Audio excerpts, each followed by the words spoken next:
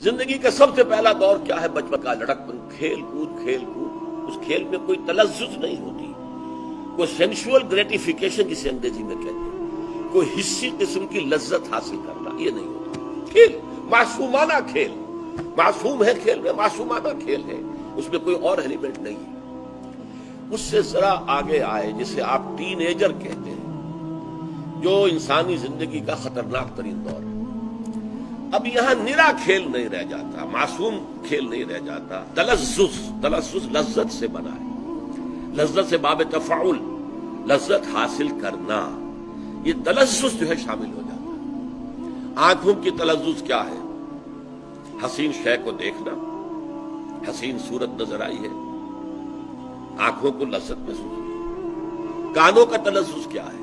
گانا سن رہے ہیں، ردم ہے، سریلی آواز ہے، کانوں کی لذت لے رہے ہیں، یہ تلذذ ہو رہا ہے۔ وہ بچپن لڑکپن میں کیا پتا کون گا رہا ہے، لیکن نہیں، اب آیا ہے، اب تین ایج، اس کے اندر آنکھوں کا تلذذ، کانوں کا تلذذ۔ پھر بات اچھی نہیں ہے لیکن مجھے بیان کرنا پڑتا ہے، کچھ لوگ شکایت کرتے ہیں، کچھ اس دور میں انسان اپنے جنسی اعضاء سے بھی کھیلنا شروع کر دیتا ہے۔ یہ بہت خطرناک جو ہے موڑ ہے انسانی زندگی کا۔ یہ ہے جس کو لہو سے تعبیر کیا، لعب و لہو، معصوم کھیل اور اس کے بعد تلذذ، لذت حاصل کرنا، آنکھ کی لذت، کان کی لذت، کوئی کسی اعتبار سے، کسی پرورٹڈ طریقے سے کوئی جنسی لذت۔ اس کے بعد ذرا اگلا مرحلہ آتا ہے زینت، بناؤ سنگھار، اچھے سے اچھا لباس پہنوں، اور وہ بالکل نئے سے نئے ڈیزائن کا ہونا چاہیے۔ یہ تو آؤٹ آف فیشن ہو گیا۔ کبھی پتلون جو ہے اس کے بہت چوڑے جو ہے پانچے کر دیے جاتے تھے، تو اس وقت ایک انسان کہتا تھا یہ پرانی پتلون میں نہیں پہن سکتا، اس کے تو موری بڑی تنگ ہے۔ آج تو زمانہ بدل گیا، کبھی یہ ہے کہ تنگ موری کا معاملہ ہو گیا۔ فیشن بدلتے رہتے ہیں، اور ایسے بدلتے ہیں کہ خاص طور پر پیرس کہ جو کہ دنیا میں فیشن کا سب سے بڑا مرکز ہے، اس کا لطیفہ مشہور ہے کہ ایک درزی کو ایک نیا ڈیزائن لے کر اس نے بنایا تھا، بھاگا ہوا جا رہا تھا۔ بھاگ کیوں رہے ہو؟ میں چاہتا ہوں جلد سے جلد اپنے کسٹمر کو پہنچوا دوں اس سے پہلے کہ فیشن بدل جائے۔ اب فیشن بدلتے تو دیر نہیں لگتی، تو میری ساری محنت جو ہے وہ رائے گاں ہو جائے گی کہ فیشن تو بدل گیا، تم آج لے کر آئے ہو، 15 دن کے بعد لے کر آئے ہو میرے پاس۔ تو یہ جو ہے اب خاص طور پر عورتوں میں پھر بناؤ سنگھار، لڑکیوں میں، جوان لڑکیوں میں، لڑکوں میں بھی، مردوں میں، عورتوں میں زینت صحیح نظر آؤں میں معاشرے کے اندر۔ کوئی یہ نہ کہہ دے کہ یہ تو بڑا کوئی پرانا قسم کا آدمی ہماری محفل میں آ گیا ہے، کون ہے؟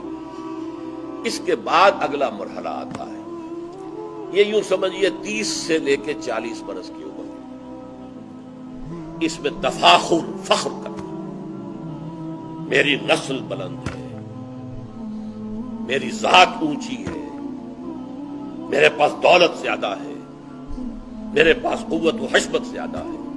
تفاخرم بینکم، خون پر، رنگ پر، پیشے پر میرا پیشہ بہت اعلیٰ ہے، میری حیثیت معاشرے میں بہت بلند ہے۔ اور یہاں تفاخر کہا گیا ہے، یہ باب تفاعل میں کیا ہے خاصہ کہ ایک دوسرے کے مقابلے میں آنا، فخر میں ایک دوسرے سے آگے نکلنا، یہ تفاخر ہے، فخر، ایک دوسرے پر فخر کرنا، رنگ پر، نسل پر، دولت پر، مال پر، اور ایک زمانے میں اولاد پر ہوتا تھا، آج کا دور بدل گیا ہے۔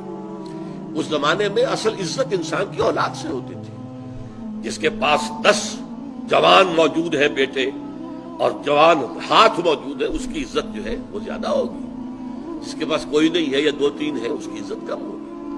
مجھے لطیفہ یاد ہے، میرے کلاس فیلو نے میڈیکل کالج میں سنایا تھا کہ ایک بوڑھے آدمی کے 11 بیٹے تھے، لیکن 11 کے 11 کو اس نے پڑھا دیا، ڈاکٹر 5-6 تو ان میں سے ڈاکٹر تھے اور اعلیٰ عہدوں پر چلے گئے، اور ایک کوئی اس کا قریبی رشتہ دار تھا، اس کے 2 بیٹے تھے، انہوں نے کچھ پڑھا لکھا نہیں۔ اب جب کوئی جھگڑا ہوتا تھا وہ لاٹھی لے کر میدان میں آ جاتے تھے، یہ پڑھے لکھے دبک جاتے تھے، انہیں معلوم ہے ہماری زندگی بہت قیمتی ہے، 20 سال ہم نے لگا کر میڈیکل تعلیم حاصل کی، ہم میدان میں کیسے آ جائیں، رسک کیسے لے لیں؟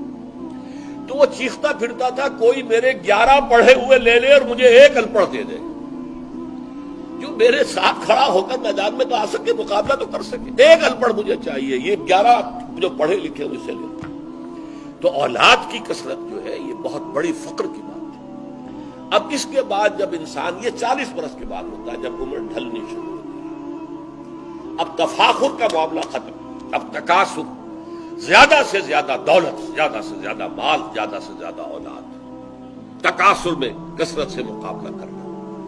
اب چاہے مونچھ جو ہے نیچی ہی نہیں موڑ دی جائے، لیکن پیسہ آنا چاہیے، دولت آنی چاہیے۔ مجھے اس سے غرض نہیں ہے کہ میری مونچھ نیچی ہو گئی، ہو جائے کوئی پرواہ نہیں، بلکہ مونچھ میں مڑوانے کو بھی تیار ہوں، پیسہ آنا چاہیے۔